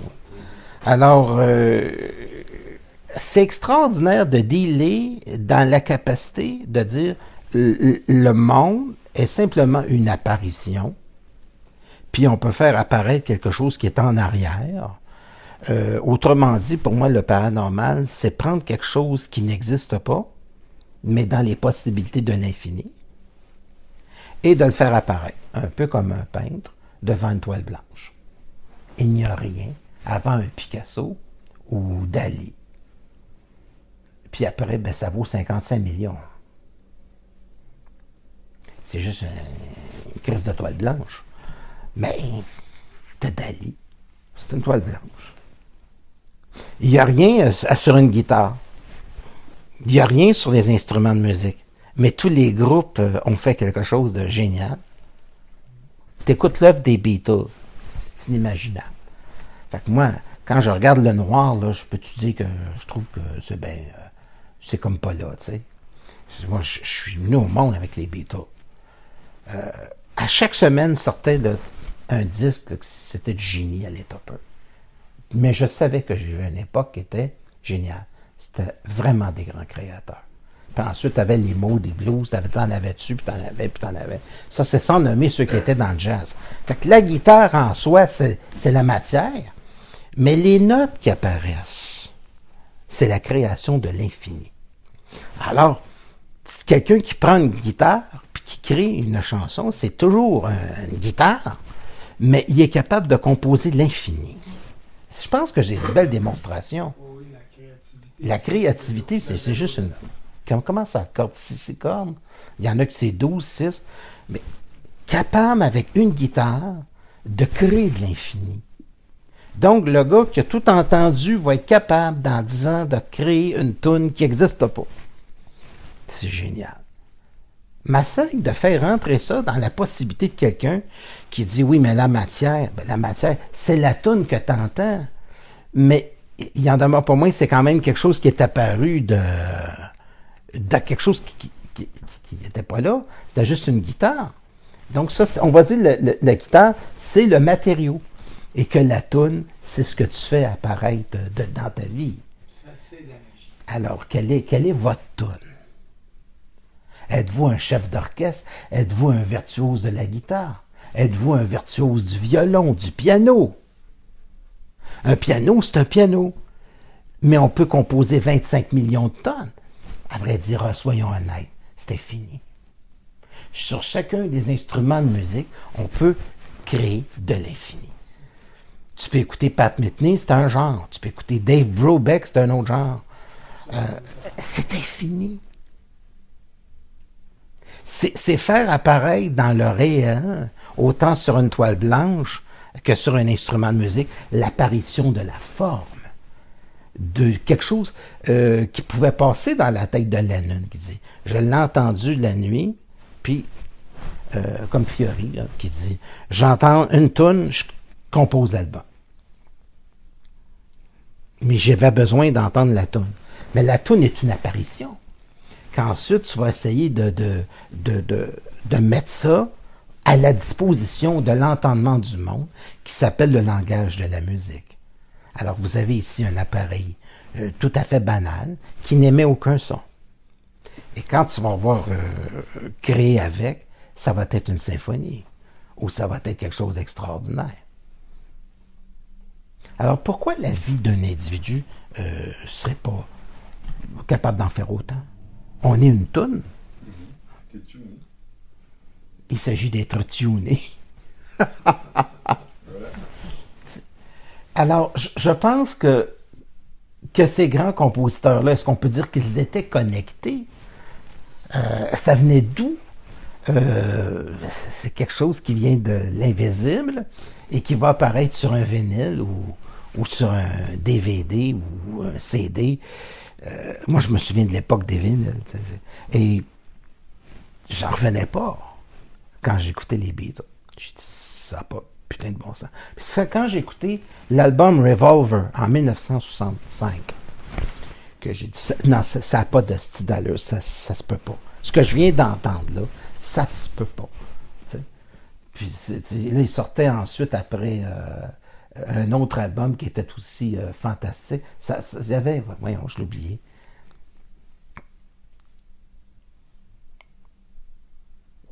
Ça m'échappe pas. Il suffit que j'essaye de penser à quelque chose. Mais tu sais, c'était des affaires. Ça n'avait pas de sens. La créativité que tu avais là-dedans. Mais c'était comme ça avec plusieurs compositeurs. Maintenant, si je regarde Paul McCartney, travaille-t-il? Ben non. Quelqu'un qui est heureux dans la vie et qui suit son œuvre ne travaille pas, mais il s'amuse. Quand je donne une conférence, je ne travaille pas, je m'amuse. C'est quand je fais de la voyance, comme je parlais à une personne cet après-midi, j'ai dit, vous parlez 2 heures de temps qu'on peut vous parler. J'ai dit oui. J'ai dit, je m'amuse. C'est pas pour moi un fardeau, là. J'ai du fun, mais si je n'avais 12 par jour, ça serait peut-être pas le fun. Là, je pourrais pas. Je suis pas une tireuse de cartes, là. Puis une tireuse de cartes qui marche toute croche serait probablement capable de faire une voyance écœurante si elle est en forme. Il n'y a pas de limite. Son jeu est un prétexte. Mais es-tu capable de parler de la conscience en dehors de la forme? Ça, c'est intéressant, là. Autrement dit, d'avoir une vision des choses à 360 degrés au lieu de dire « je parle avec des morts ». Les morts me le disent. Ben moi, les morts, là, m'en calisse. Comprends-tu? Je veux pas connaître la forme de ça. Ça m'intéresse pas. Ce qui m'intéresse, c'est est-ce que je suis vivant, moi? Et jusqu'où je me permets de l'être? Et si quelqu'un veut vraiment vivre, il a intérêt à se la poser, la question. Jusqu'où osons-nous être? Jusqu'où désirons-nous exister? C'est là que se créent les murs, les barrages. Ben, c'est les endroits où on se retire. L'endroit où on se retire comme limite, puis on a le droit de se retirer. On peut se retirer pour aller plus loin en avant. C'est pas parce que quelqu'un recule qu'il ne se prépare pas à prendre une avance. S'il va aller plus vite il est obligé de reculer un peu. Tu sais. Qu'est-ce que tu veux? Moi, j'ai déjà eu des gens du parcours en France ici, puis je tombais sur le cul parce que c'est probablement une des choses qui me fascine le plus, la manière que vous pouvez courir ces toits, puis sauter d'un édifice à l'autre, puis les gens qui jettent en bas d'une montagne avec des espèces de trucs comme ça. Ça, c'est fort. Mais maintenant, imaginons que je prends un gars de 1900, puis je monte ça, puis je mets ça devant la face. Ou un gars de 1955, tu sais, dans l'époque de James Dean. Là. Puis là, j'y montre les sports qu'il y a aujourd'hui. Le gars, il pète aux frites. Du monde qui vole de même, là, avec un parachute. Il y en a qui sont arrivés d'avoir un moteur. Hein, Ça existe, en fait. ça existe avec le moteur. Hein? Bon, c'est C'est un réacteur que tu dans le c'est extraordinaire. Mais en 1955, si j'avais même une petite flashlight bleue de même, là, il aurait eu peur, probablement. Ça, c'était pas vrai. Les choses arrivent dans leur temps. Alors, pour moi, le monde arrive dans son temps. Mais ce n'est pas le temps de mon ego. Donc, je ne suis pas emprisonné par la forme. C'est-à-dire, le monde y arrive, il va arriver. Il n'a pas le choix. Pas plus que l'eau dans un bain, quand on tire le bouchon, n'a pas le choix de s'écouler. Par le trou, ça va passer par là. Il y a des gens qui ont des choses intéressantes à dire, d'autres moins intéressantes. Il y a des gens qui ont besoin beaucoup de la forme, puis il y a des gens qui sont capables d'aller au-delà de la forme. C'est passionnant, parce que c'est infini. Puis si tu veux vivre ta sérénité, vous êtes obligé d'accorder beaucoup de permissions au monde.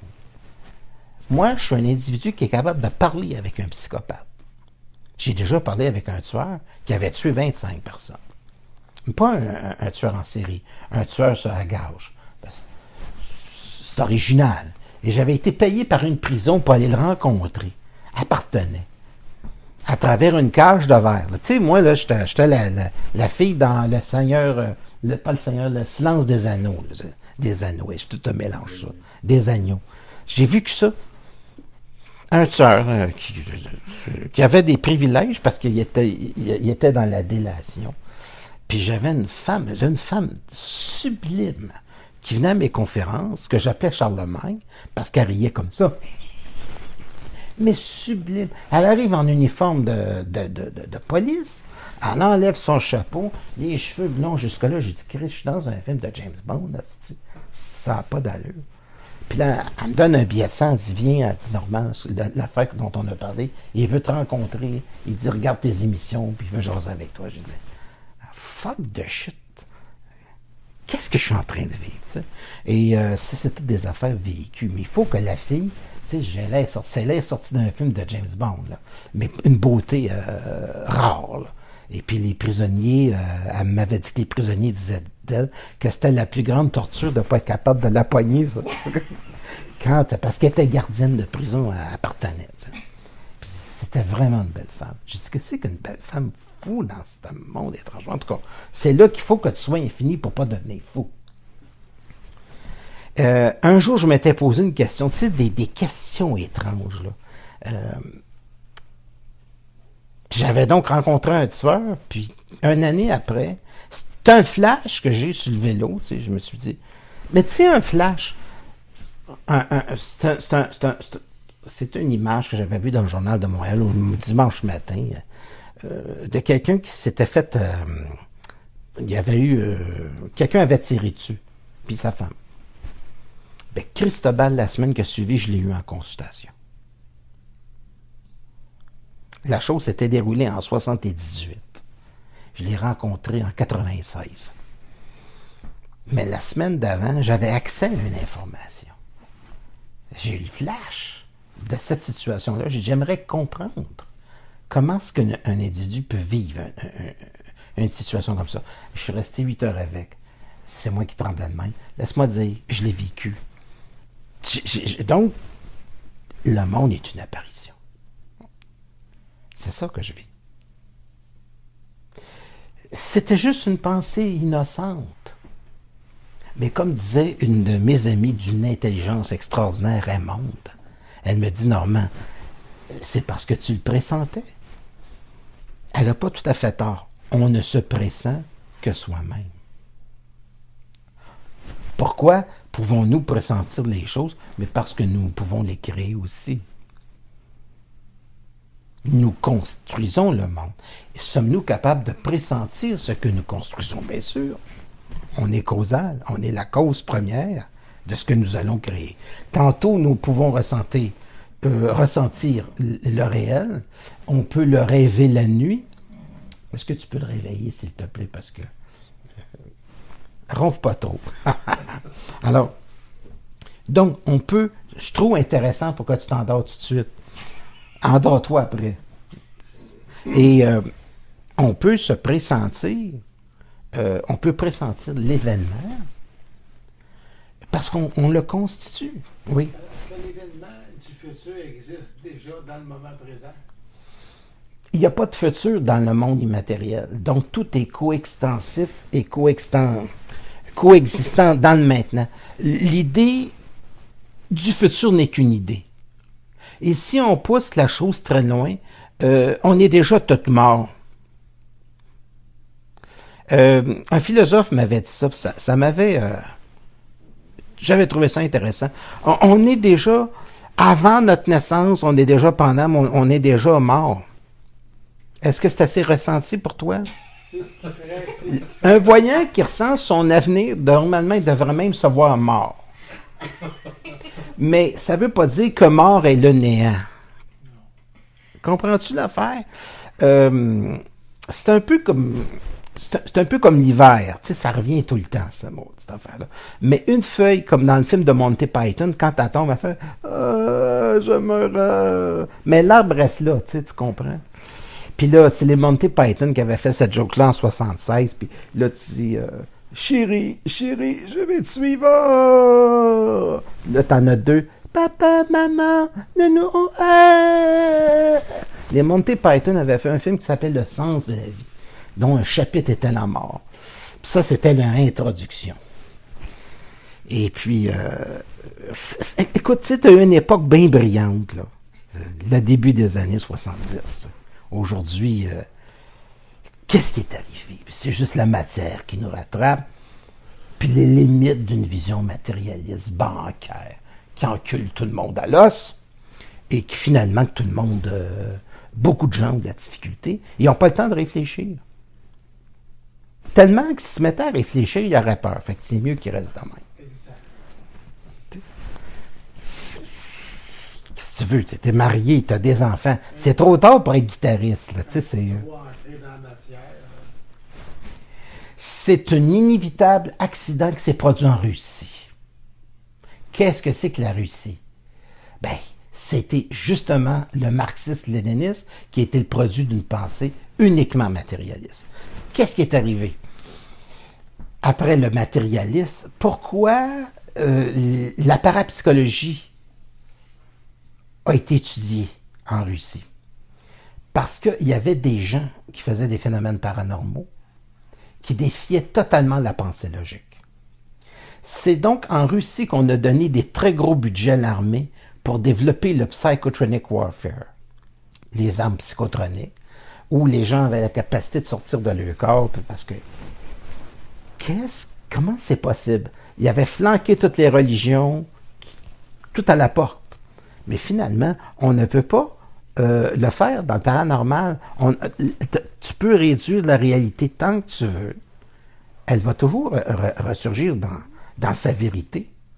Mais tu ne peux pas faire abstraction du paranormal. Fait que les Russes s'étaient pognés avec ça. Mais vu qu'il y avait des espions américains, ben ils ont fait la même chose. Et finalement, qui c'est qui a gagné le plus dans le paranormal? Ben c'est les gens de l'armée qui allaient chercher des médias pour savoir où étaient les sous-marins. Et encore aujourd'hui, je peux te dire avec certitude que l'armée américaine a une section de voyants et de gens qui font ce qu'on appelle le dédoublement corporel. Bilocation. Pourquoi? Ben parce que ça existe et on s'en sert. C'est plus efficace que les appareils. Je ne le sais pas parce que j'en fais pas partie. Mais je sais que l'armée américaine a tout son département Psychotronic Warfare. Mais nous autres, on est au Québec. On a foutu le petit Jésus à la porte en 65.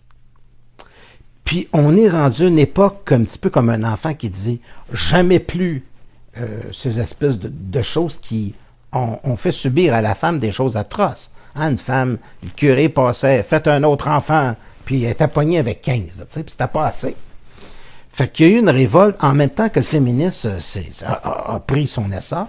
Ben, il est arrivé qu'on est tombé dans une société totalement matérialiste où Jean-René Dufort riait de toutes ces conneries-là parce qu'il est membre des sociétés du sceptique du Québec. Mais je comprends le scepticisme québécois. Je comprends son existence. Mais c'est pas parce que tu nies cette partie-là de la réalité, elle va te sauter dans la figure. Qu'est-ce que c'est qu'un sceptique? Un futur croyant. C'est tout.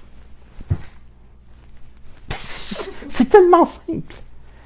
Ou ça va être un futur capoté. C'est un peu comme le psychiatre dans Terminator, quand tu vois passer la machine à travers la grille. Tu sais, l'espèce de créature qui passe, là, puis qui voit passer Arnold Schwarzenegger, puis ta créature qui passe à travers le grillage. C'est un gars qui shake avec sa seringue. C'est tout. Il y a des gens qui deviennent fous. Il ne faut pas oublier que les gens qui ont été très croyants dans l'ordre du temple solaire, il y a des gens qui sont à la recherche de l'absolu, parce qu'ils ont vécu des choses paranormales qu'ils ne peuvent pas expliquer. Quand tu es cadre à l'Hydro-Québec, puis tu es maire de Richelieu, puis cette sorte de monde, tu peux finir par une croyance, parce que c'est des gens qui adhèrent à des croyances, parce qu'ils essaient, à travers le mental, d'expliquer le paranormal. Puis finalement, ça fait des crises de sec de merde. Et ce n'est pour ça que je n'ai jamais adhéré à aucune croyance. Je les mets toutes en parenthèse. Puis le patente d'ordre du temple solaire, c'était de la merde. Regarde, c'était même pas de la merde, c'était de la merde. C'était des conneries. Il y a eu une centaine de morts faciles. Puis il y en a eu à Moronice, Saint-Sauveur. Je suis pas dans les croyances. Ben ça, c'est des anciens sceptiques. Ils sont dangereux.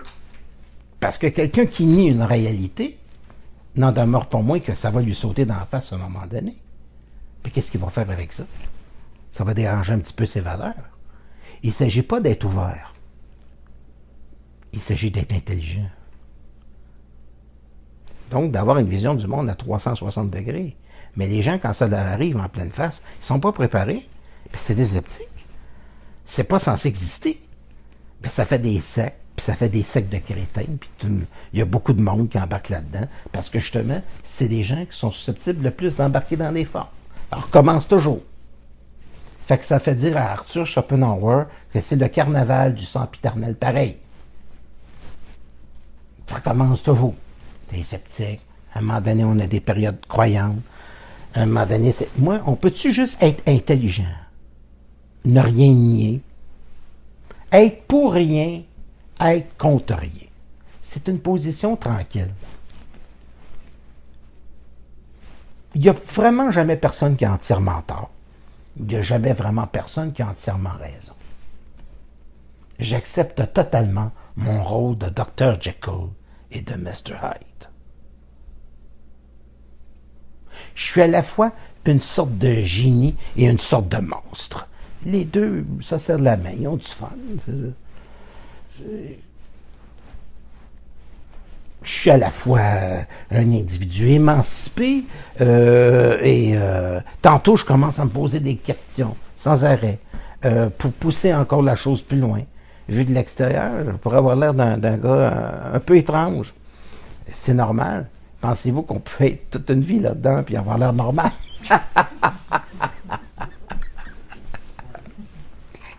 Et tu vois, il me suffit d'avoir mon chat, de le flatter un peu, puis tout reprend ses parenthèses. Pourquoi? Le chat, il est parfait. Il est parfaitement juste à une place, dans son moment présent. C'est là qu'il me ramène. Il me ramène dans la vérité, le moment présent. Tu devrais le voir quand tu as faim et qu'il décide de vouloir manger. Il te lâche des... Donc, il me ramène dans le moment présent. Tout est là. Mais quand j'amène son repas, c'est comme si j'avais Dieu dans l'assiette. Il se place devant moi. Là, j'essaie d'avancer. Tu sais, un chat, ça marche pas à côté de toi, ça marche devant, puis il faut que tu te pètes la gueule, tu sais. Fait que là, j'essaie de juste déposer l'assiette, c'est déjà difficile. Hein? Tu déposes ça. C'est l'absolu d'un chat. C'est une assiette. C'est ça, on est une guitare.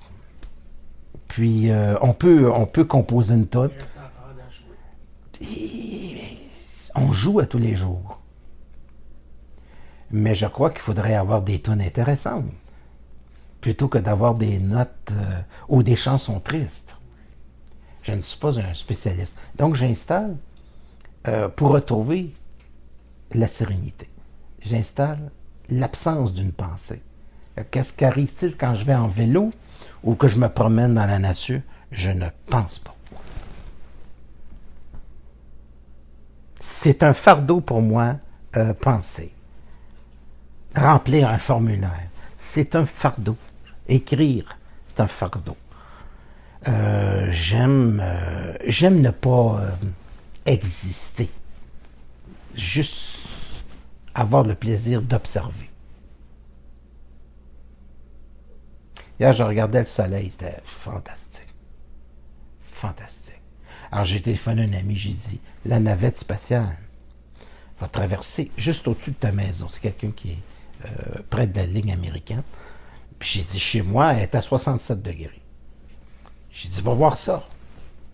J'ai dit, c'est à 7 km à la seconde, puis c'est à 400 km dans le ciel.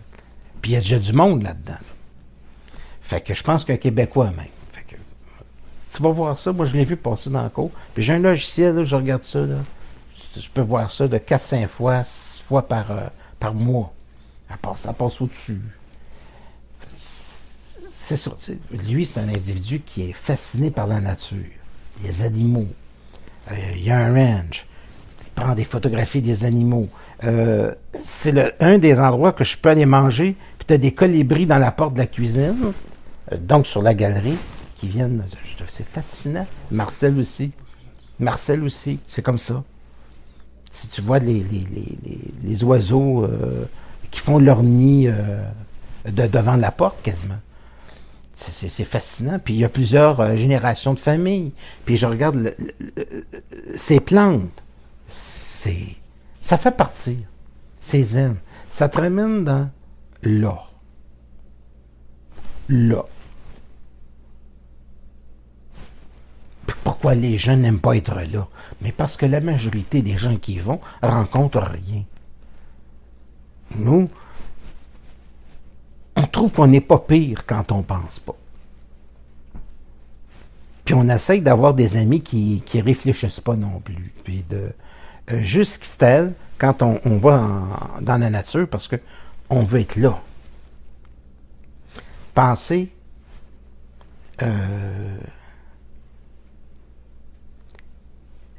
pour soi, souvent, c'est de trop. Pour les autres, c'est vraiment, vraiment de trop. Et la cause, souvent, de conflits entre deux personnes.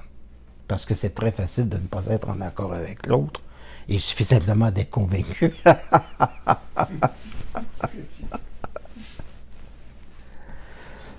C'est là que je suis content que ce soit enregistré, parce que ça, je peux te dire, je ne l'ai jamais lu à quelque part ou dit avant. Puis c'est pourquoi qu'il y a des chicanes? C'est parce que j'essaie.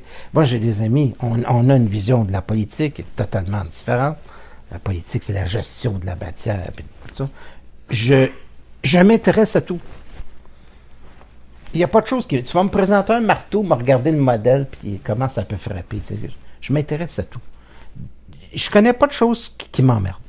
À part peut-être le hockey. Parce que je dis, rentrer des rondelles, c'est des choses que je comprends pas. Heureusement, j'en ai rencontré des comme moi, Christian Page.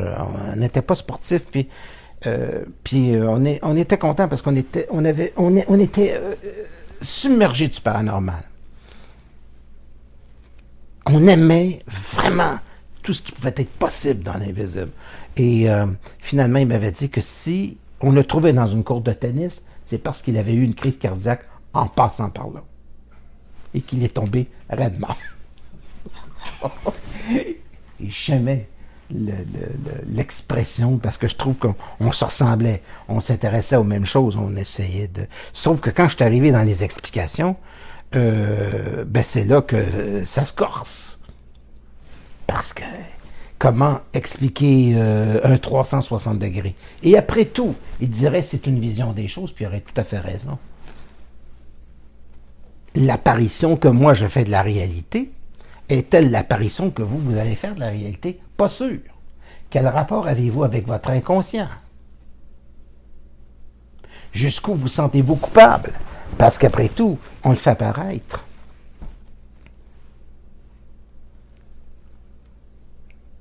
Et je crois qu'une intervention du là, dans le moment présent, c'est peut-être ce que je cherche à faire des gens qui font du yoga, à se cristalliser dans le moment présent, c'est de ramener à la fois l'invisible et le visible, la matière, tout, les matériaux, dans le moment présent, sereinement, pour que la réalité s'ajuste. Pour que la réalité s'y ajuste. Des fois, elle ne s'ajustera pas, juste pour nous faire chier. Et des fois, si tu ne veux pas, elle va s'ajuster, juste pour te faire chier aussi. Pourquoi? Parce qu'il ne faut pas que tu mettes l'ego dans l'équation. Celui qui cherche à contrôler perd le contrôle, puisqu'il constitue le contrôle. Qui crée une forme va être confronté à son opposé. Qui est pour et contre? Qui est contre et pour? À un point tel que les politiciens le savent très bien. Comment manipuler une foule en créant des politiciens qui sont pour et des politiciens qui sont contre, et en ayant la parfaite illusion qu'entre les deux, il y a celui qu'il faut que tu fasses rentrer. C'est génial.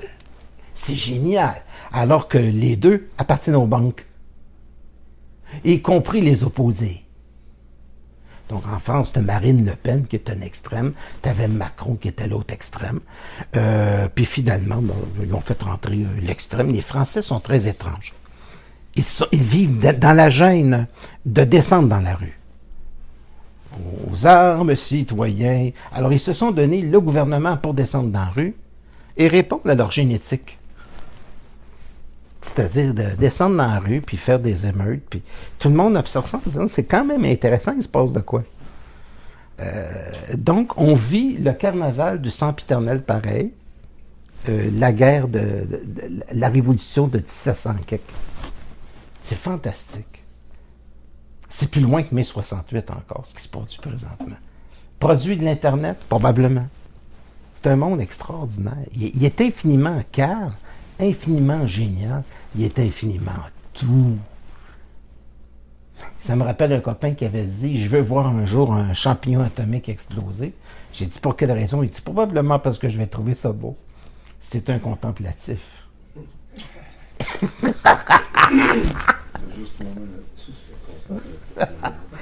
ne sais pas si vous vous souvenez de ce film. Ça s'appelle Dante's Peak. C'est un film d'un volcan. C'est le parc de Yellowstone qui explose. Puis t'as un gars qui a une radio CB qui est là puis il dit je reste là, puis la terre tremble. Puis à un moment donné, le volcan explose. Il dit c'est tellement beau, je peux pas le prendre. Pendant que la lave s'en va glisser d'en face. Ben, c'est un peu extrême, mais disons qu'honnêtement, il faisait pas les choses à moitié. Ça, c'était de la radio et c'était de la passion. Alors moi, je suis un individu passionné, puis je vais aimer les créateurs passionnés. Je suis pour l'extrême. Qui c'est qui avait dit il n'y a de l'excès que dans l'excès? Je me souviens plus. Donc, être excessif à quelque part. Être démesuré.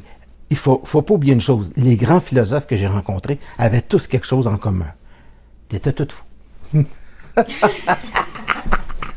Ils étaient tous fous, hein, puis ils le savaient.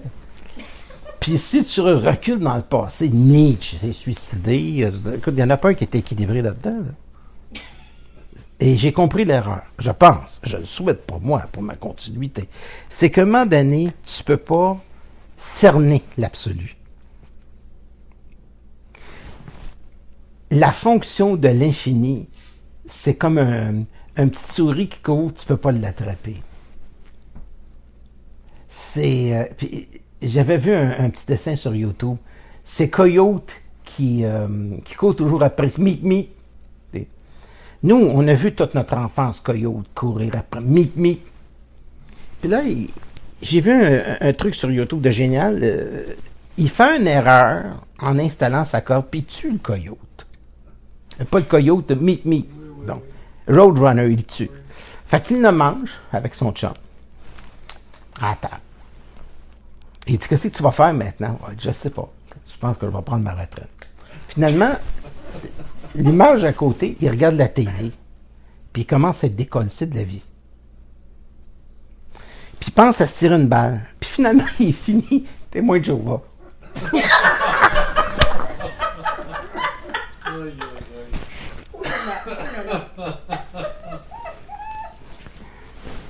J'aime ça terminer sur une...